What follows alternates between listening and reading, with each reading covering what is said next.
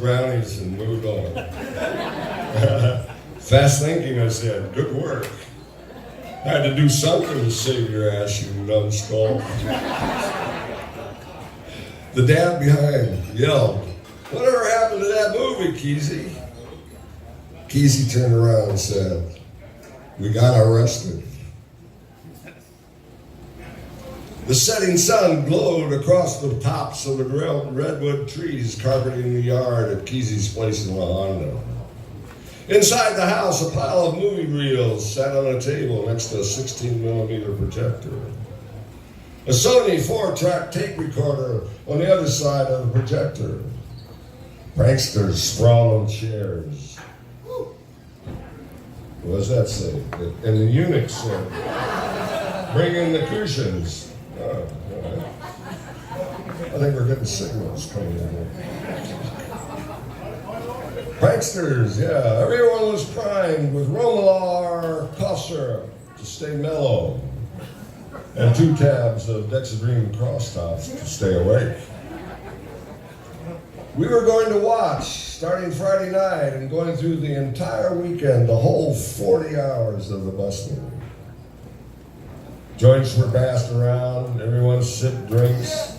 The redwoods swayed, whispered their secrets, the creek murmured, roll on, Keezy said.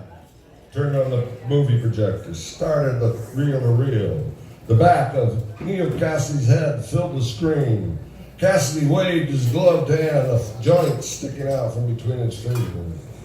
I'll tell you, Chief, if we don't get this people in here some food pretty goddamn quick, we're going to have an Indian hands, and I mean to tell you, when he's getting over there, you're going to defeat you. Oh, don't know if we're going too fast or too slow. I hit the stop button. What the fuck? Everything was going along nicely until the sound went faster, and then the sound went slower, and the film just kept chugging along. Didn't take long to figure it out that the camera ran at a steady 24 frames a second, but it was powered by a battery belt, steady power. The Sony reel-to-reel tape recorder, on the other hand, that we did our sound on, was powered by a 110-volt household current from the generator in the back of the bus. Due to a carburetor malfunction, the generator would sometimes run too fast and sometimes too slow. That screwed up the playback on the thing we were watching. We restarted everything, fought through the screw up. Monday we crashed. Tuesday, Keezy and I went to work. Using scenes where the sound was steady, we edited the film and put it all together. And then every Saturday night we would show the results. The word got out around the Bay Area. It wasn't long until the Saturday night show drew crowds that spilled into the yard all night long, out of hand, as was the mess we had to clean up the next day.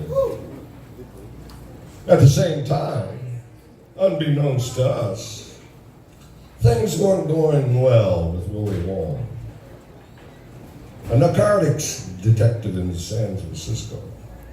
He hadn't had a headline bust in months and was feeling the heat. Unless he came up with something soon, he was facing a transfer to Kitakawa. A 15-year-old girl at Woodside High School near Keezy's house was caught with marijuana. That cinched it for Willie Wong. He zeroed in on Keezy's place.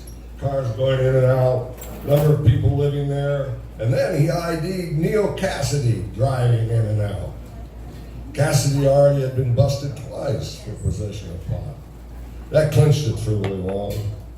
Keezy's place was the hub of a major pot operation. Neil Cassidy made the deliveries. Wong set up surveillance on the hill. We thought something was going on. Cigarette butts and footprints, more footprints in the path along the house. We took safety measures, kept all the pot in one jar, rolled up just enough joints to get us through the day, and then hid the jar outside. Take that, brother.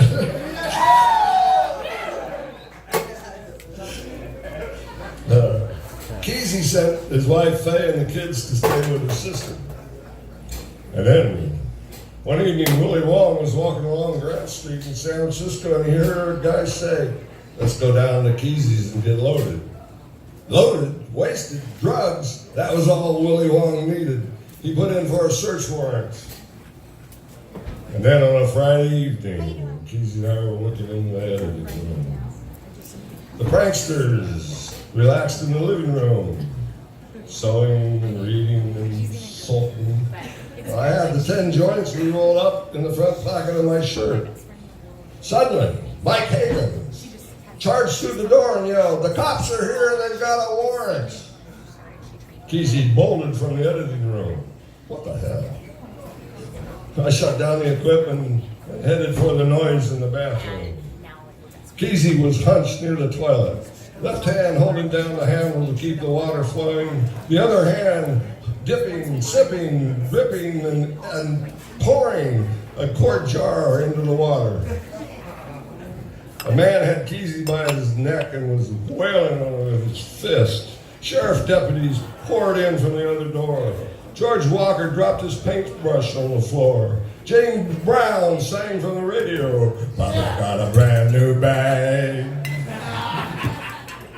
2 quick steps, I grabbed the man by his shoulder, yanked him scurrying and scuttling, ass over teacups, into the bathtub, right into the lap of Paige Browning taking a bath. Eyes glasses closed, sopping, the man spluttered up, waving a soggy paper. The deputy stepped forward. The window at the end of the room blew in. A muzzle of a pistol stuck through the window. "Narcotics! Agent 1, declared the man standing in the bathtub. He brandished the paper. "And I have the search warrant right here." "Let me see that," I said in my meanest Marine Corps officer voice. "This is no good." What? Incomprehensible.